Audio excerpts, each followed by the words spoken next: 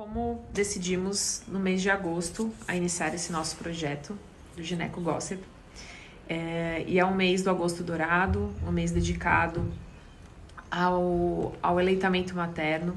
A semana do aleitamento materno vai agora até dia 9, então é uma semana onde os olhos se viram para incentivar e divulgar todo o benefício do aleitamento, tanto para a mãe quanto para o bebê, né? Então a gente escolheu falar do primeiro e principal benefício do aleitamento materno, que é a construção do vínculo entre a mãe e o seu bebê. Quando a gente fala de vínculo, né, entre mãe e bebê, eu vou espirrar. Aí eu, com a experiência, a gente brincou como que a gente ia fazer esse vídeo, a gente resolveu que porque eu tive essa vivência da experiência de 2 amamentações, né? O quanto é importante essa questão do vínculo mãe-bebê. A gente sabe que é durante aquela amamentação que a gente não pode romantizar.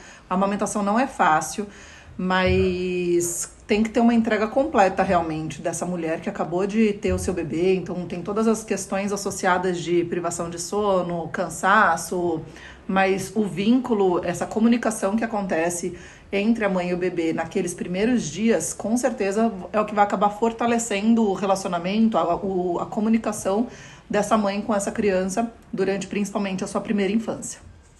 Então, quando a gente fala do vínculo, né, qual é a grande relevância disso? É porque a gente tem que entender que nessa primeira semana de amamentação, né, de vida do nenê, essa entrega, essas coisas que eu falei, da privação de sono, de cansaço, alteração hormonal, é muito pesado para a mulher, né? Então, quando a gente tem esse fortalecimento de vínculo através da amamentação, eu falo que realmente, no momento que você tá à noite, no escuro, só você com seu nenê, é esse momento que vai vivenciar, é esse momento que vai intensificar até mesmo na ajuda da produção do leite, né? Porque o que ajuda na produção é justamente essa entrega, essa sucção.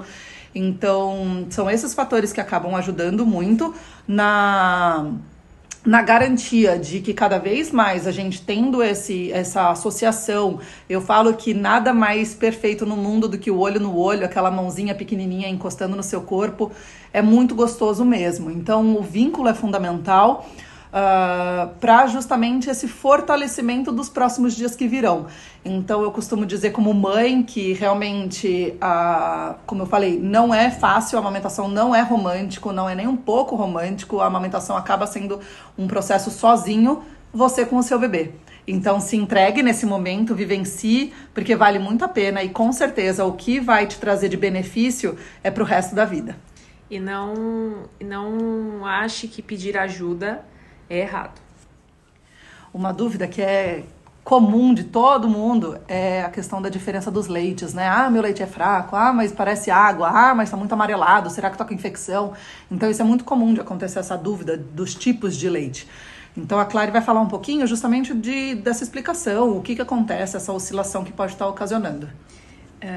Primeiro porque o leite, ele vai seguir as necessidades do bebê, tá? Então no primeiro momento, tá? Nos primeiros 10 dias, o bebê ele precisa de muita hidratação, muito açúcar e toda a parte benéfica de segurança dos anticorpos, né, maternos vão ser passados. Então, o leite muito rico em nutrientes, em sais minerais, em hidratação e anticorpos. Então, toda aquela parte de perda de peso, que é comum, mas acontece que a mãe fica muito nervosa nesses primeiros dias, já é esperado, tá? Aí, a partir do segundo período do aleitamento, que é quando a gente tem o leite gordo, né? Que aí é um leite mais rico em gordura, tá? Ele também vai ser bem rico em água, em nutrientes e também anticorpos, mas aí o bebê vai precisar de gordurinha. Então, é ali onde ele vai realmente ganhar o seu peso. E é por isso a diferença da aparência deles, né? Então, a partir desse segundo momento, a produção láctea é diferente, né? Então, é comum a mulher ter sintomas parecidos como se fosse de uma gripe muito forte. Então, ter uma sensação de febre, ter dor no corpo, tá? Porque é a descida do leite posterior, tá bom? Então, também é muito comum as pacientes procurarem o atendimento não só no pronto-socorro ou dos seus médicos que te seguem, referindo esses sintomas. Mas é porque tem uma mudança, inclusive, na anatomia e na função da mama, tá? Que aí a nossa mama, ela começa a terminar de se transformar, a terminar de ficar madura, os ductos vão terminar de se produzir nesse momento, tá? Então, é nessa parte que onde os primeiros dias que foram mais difíceis, a conexão entre a mãe e o bebê, a pega, né?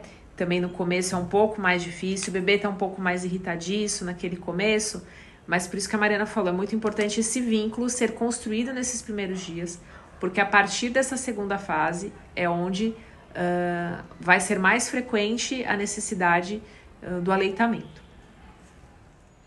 Então, como eu falei... Desculpa. Então, como eu comentei essa questão que a gente não pode romantizar a amamentação, agora a gente vai falar sobre as fissuras mamárias, né? As temidas fissuras mamárias, o quanto dói realmente. Eu brinco que eu sou a experiência viva disso, porque assim, meus 2 filhos mamaram imediatamente na sala de parto, tudo lindo. Meu primeiro bebê mamou direitinho, sem nunca ter me machucado. Já meu caçula, em compensação, nos primeiros dias, meu peito sangrava realmente, foram fissuras muito importantes. Então a gente quis fazer esse vídeo para lembrar vocês que realmente qual é a grande relevância dessa questão da fissura. A fissura ela acontece pela pega equivocada, né? A gente sabe que tem que ter uma correção. Eu vou deixar até a Clary falar um pouquinho a respeito por que é muito comum de acontecer. Os bicos, eles têm formas diferentes. E no momento que existem esses bicos diferentes, as pessoas acham que esse bico é que vai interferir na pega do bebê. E não é, né? A anatomia tanto da mama quanto da boca do bebê, ela é como se fosse chave e fechadura, tá bom? Elas vão se conectar. Pode ser um pouco difícil no começo esse entendimento, principalmente para aqueles bicos que são um pouquinho menores ou aquelas pacientes que têm um bico um pouco invertido. Elas conseguem amamentar, não é que porque você tem um bico invertido que você não vai conseguir. Ou as pacientes que têm areolas muito grandes. A areola é aquela região escurecida ao redor do bico. Então, essas diferenças podem levar a uma dificuldade na hora da pega, né? Então, quando o bebê ele fica somente na região do bico, é que aí acontece a fissura, tá bom? Porque a região do ducto, que é onde ocorre a produção e tem a parte de ejeção para chegar ali no biquinho, o leite produzido, fica ao redor da areola, tá? Então, não é do bico. Então é por isso que é importante que a gente sempre fala, o bebê ele não mama bico, o bebê mama peito. Então, justamente, por isso que a Clary falou, quando a areola é muito grande, a mulher tem que fazer uma redução dessa areola para o bebê tentar abocanhar justamente toda essa parte da mudança de cor. A gente brinca, na dúvida, não sabe aonde é onde justamente aquela parte mais escurecida com a parte mais clarinha, é nessa interseção, nessa mudança de cor, que é onde a boca do bebê tem que encaixar. Porque no momento que ela encaixa ali, o leite começa a ter essa ejeção adequada, porque tá tendo a prensa certinha da onde tem que apertar realmente. Tanto que é comum, né, quando a gente tá vendo, avaliando o paciente no primeiro pós-parto, não tá saindo leite nenhum. Daí a gente vai, examina e só encosta assim nesse lugar e já tem a leite, a mulherada fica até assustada. Por quê? Porque tá com aquela coisa na cabeça de que ele não tá pegando, ele tá pegando e não tá saindo nada. Então isso é muito importante, por isso que a gente quis explicar essa questão das diferenças de formatos, cada mama é de uma mama. E outra coisa importante, o bebê sempre vai preferir uma, tá? É verdade. Agora a gente vai falar da parte gossip do assunto, né? Da parte dos achismos que infelizmente todas as mães acabam recebendo. Seja a mãe de primeira viagem ou não. Com certeza. Mari? Sobre o aleitamento. Sempre tem alguém, algum familiar, algum amigo, que a experiência foi melhor, que sabe o que tem que fazer, que você tá dando muito leite, pouco leite, tem que colocar suplemento, não tem que colocar suplemento, né? O bebê tá gordo, o bebê tá magro, tá mamando demais, meu Deus, tá muito gordinho, nossa, ele tá tão magrinho, será que seu leite não é fraco? E assim vai, né? Ou tá doendo a sua mamada, então faz isso, passa isso, bucha, creme, toalha e leva o bebê para fazer tal coisa. Então, a gente não precisa nem listar quem são as pessoas, inclusive, que fazem isso com a gente. Alinhar desde o pré-natal, tanto o pré-natal obstétrico quanto as consultas no pré-natal pediátrico, sobre a expectativa do aleitamento. Como a Mari falou, não estamos aqui romantizando, não é fácil. eu acho, inclusive, que o puerpério e o aleitamento é a parte mais complicada do que a própria gestação. Então, esse alinhamento tem que já ser lá no começo, tá bom? Mesmo que você já seja mãe, seja seu segundo, terceiro filho. E se você é mãe já é o seu segundo, terceiro filho, e você teve uma experiência que não foi tão boa, seja por dificuldade, seja porque muitas...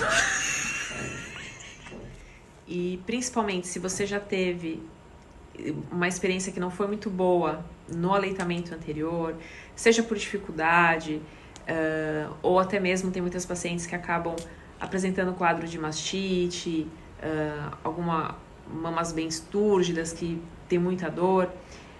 O trabalho psicológico também, pedir um auxílio nesse período da gestação para destravar um pouco os medos. Tem muitas pacientes também que elas acabam por terem cirurgias na mama, seja por implante, explante, redução, o que quer que seja na mama, elas também têm muito medo e acaba que o aleitamento ele já começa como se fosse uma barreira, porque Sim. Elas escutam muito que e elas outra não coisa vão que é poder muito aleitar. comum é... Ai, mas a minha mãe não amamentou nenhum de nós. Ai, porque minha avó, nossa família nunca teve leite. Ah, mas essa herança genética não existe, mulheres, não existe. Então, assim, é o que a Clary está falando, você sempre tem que ter essa rede de apoio, a gente precisa ter uma orientação. Infelizmente, o tema amamentação é uma coisa muito pouco conversado durante a gestação, isso é fato. Pré-natal são difíceis, são poucos profissionais que acabam abordando esse tema. Então, é saber que se tá difícil é porque tá errado. Então, calma, procura ajuda profissional, vai atrás de alguém que possa te dar uma ajuda e fazer dar certo.